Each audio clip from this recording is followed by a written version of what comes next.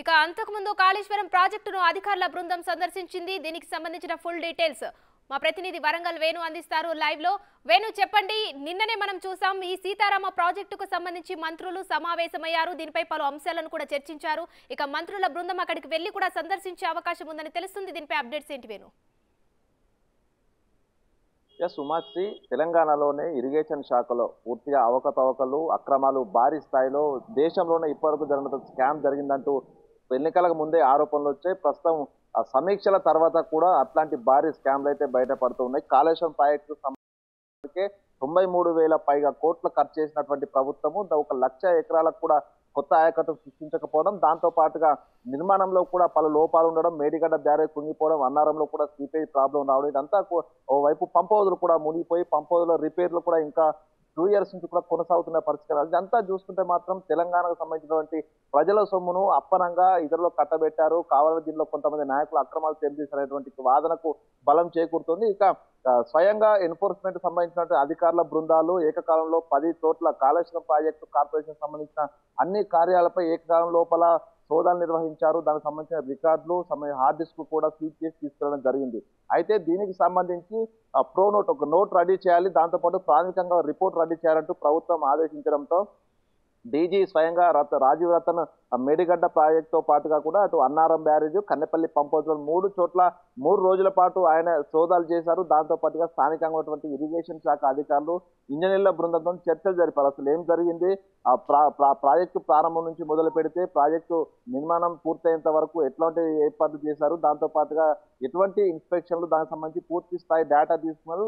అదేవిధంగా మేడిగడ్డ ప్రధానంగా ప్రభుత్వం మేడిగడ్డ బ్యారేజ్ కుంగిన సంబంధించి పూర్తి డేటా కావాలని చెప్పడంతో మేడిగడ్డ ప్రాజెక్టును 2 రోజుల పాటు ఆయన మేడిగడ్డ 7వ బ్లాక్ సంబంధించి 20వ పీర్ను పూర్తిగా అటు గేట్ల వైపు నుంచి మరోవైపు ఇటు రోడ్ వైపు 2 వైపులా కూడా పరిశీలించి ప్రో నోట్ కూడా రెడీ చేసుకున్నారు. అయితే దీనికి సంబంధించి కుంగిన తర్వాత గత సంవత్సరం అక్టోబర్ లోపల 21 కుంగిన తర్వాత నుంచి కూడా ఎటువంటి ఏర్పాట్లు చేశారు, దానికి సంబంధించి మరమ్మతుల గురించి ఎటువంటి సమీక్షలు జరిపాయనే దాంట్లో కూడా పూర్తి డేటా ఆయన సేకరించారు. అయితే నిన్న మధ్యాహ్నం 3 గంటలకు ఆయన పర్యటన కూడా ముగించుకుని హైదరాబాద్కు వెళ్లారు. ఇప్పటి వరకు ఎన్ఫోర్స్మెంట్ అధికారులు స్వాధీనం చేస్తున్న రికార్డులు, దాంతో పాటుగా ఆయన క్షేత్రస్థాయిలో పరిశీలించినటువంటి అంశాలను సరిపోల్చుకొని నిపుణులతోని ఒక రిపోర్ట్ తయారు చేసి ప్రభుత్వానికి అందజేయడానికి ఆయన సిద్ధమవుతున్నారు. అయితే మేడిగడ్డకు సంబంధించి ఇంకా డీవాటరింగ్ ప్రక్రియ కొనసాగుతున్న నేపథ్యం లోపల మరోసారి ఆయన తన ప్రత్యేక నిపుణుల బృందంతో మరోసారి మేడిగడ్డ అన్నారం సందర్శనకు వచ్చే అవకాశం కనిపిస్తుంది. ఇక నిన్ననే తాజాగా అటు సీతారామ ప్రాజెక్టు సంబంధించి సమీక్ష లోపల కూడా కీలకంగా 23,000 కోట్లకు 1,500 కోట్లు ఖర్చు పెడితే రాజీవ్ సాగర్, దాంతో పాటు కూడా ఇందిరా సాగర్ పూర్తయ్యే ప్రాజెక్టును కూడా రీడిజైనింగ్ పేరుతోని చోటును మార్చి ఇప్పటి వరకు 1 ఎకరానికి కూడా ఆయకట్టు ఇవ్వకపోవడం, దానిలో ఇప్పటికే 18,000 కోట్ల పై ఖర్చు చేయడంపై కూడా నిన్ననే మంత్రి ఉత్తమ్ బట్టి కూడా మీడియా సమావేశం నిర్వహించారు. అయితే దీన్ని బట్టి చూస్తే మాత్రం ఇరిగేషన్ శాఖ లోపల భారీ స్థాయి లోపల స్కామ్ జరిగింది. తెలంగాణ ప్రజల సొమ్మును పూర్తిగా అప్పనంగా ఇతర సంస్థలకు కొంతమంది వ్యక్తులకు జేబుల్లోకి వెళ్ళాయంటూ కూడా ఆరోపణ ఏదైతుందో ప్రస్తుతానికి బలపడుతుంది. ఇక దానిపై కూడా విచారణ చేస్తామంటూ నిన్న